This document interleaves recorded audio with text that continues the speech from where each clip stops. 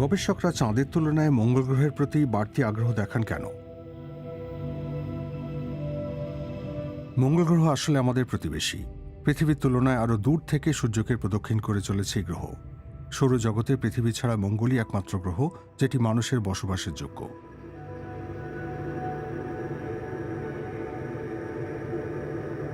কারণ মঙ্গল গ্রহে দিন রাতের চক্র অনেকটা পৃথিবীরই মতো। সেখানকার একটি দিন আমাদের গ্রহের তুলনায় মাত্র ৩৭ মিনিট বেশি। ফলে আমাদের জৈবিক ছন্দপতনের আশঙ্কা নেই।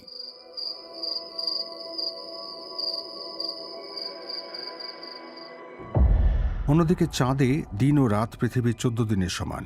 তাছাড়া আলো ও ছায়ার তাপমাত্রার ফারাক অত্যন্ত বেশি। কারণ পৃথিবী ও মঙ্গলের মতো উষ্ণতা ও শীতের মধ্যে ভারসাম্য বজায় রাখতে চাঁদে কোনো বায়ুমণ্ডল নেই। মঙ্গল গ্রহ ও পৃথিবীর আলোর পরিবেশের অনেক মিল রয়েছে। দুই গ্রহে সূর্যাস্তের ছবি দেখলে তা স্পষ্ট হয়ে যায়। তাছাড়া মঙ্গলের মতো পৃথিবীর ঘূর্ণনের অক্ষ প্রায় একই মাত্রায় বাঁকা। এত মিলের কারণে দুই গ্রহের বায়ুমণ্ডলও অনেকটা একই রকম আচরণ করে।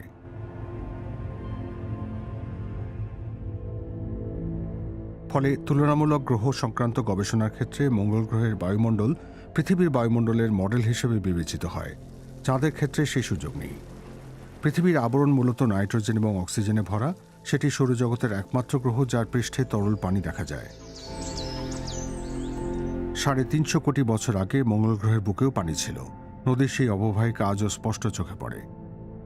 সেই সময় সেখানকার পরিবেশ প্রাণের আবির্ভাবের জন্য অনেক বেশি উপযুক্ত ছিল। বায়ুমণ্ডল অনেক বেশি ঘন ছিল। কিন্তু মঙ্গল গ্রহ তার বায়ুমণ্ডলের অনেকটাই হারিয়েছে।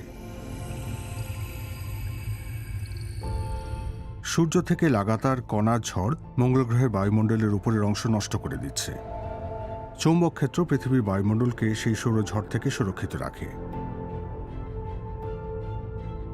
আজ মঙ্গল গ্রহের বায়ুমণ্ডলের ঘনত্বের মাত্রা পৃথিবীর ১০০ ভাগের ১ এসে ঠেকেছে।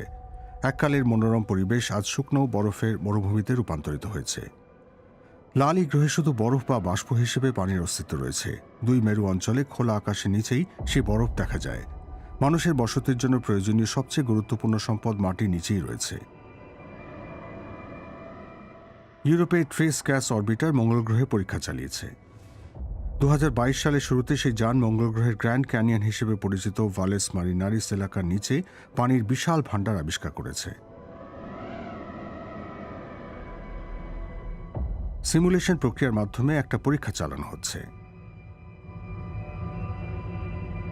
সূর্য ও মঙ্গল গ্রহের মাঝে কৃত্রিম চৌম্বক ক্ষেত্র আবার প্রাণের উপযুক্ত পরিবেশ সৃষ্টি করতে পারে কিনা বিজ্ঞানীরা তা জানতে চান। সেক্ষেত্রে বাতাসের চাপ ও তাপমাত্রা বেড়ে যাবার কথা। তারপর মেরু অঞ্চলে কার্বন ডাই অক্সাইড ভরা বরফ গলতে শুরু করলে গ্রিনহাউস এফেক্ট দেখা যাবে। তখন নদী ও হ্রদ সৃষ্টি হবে।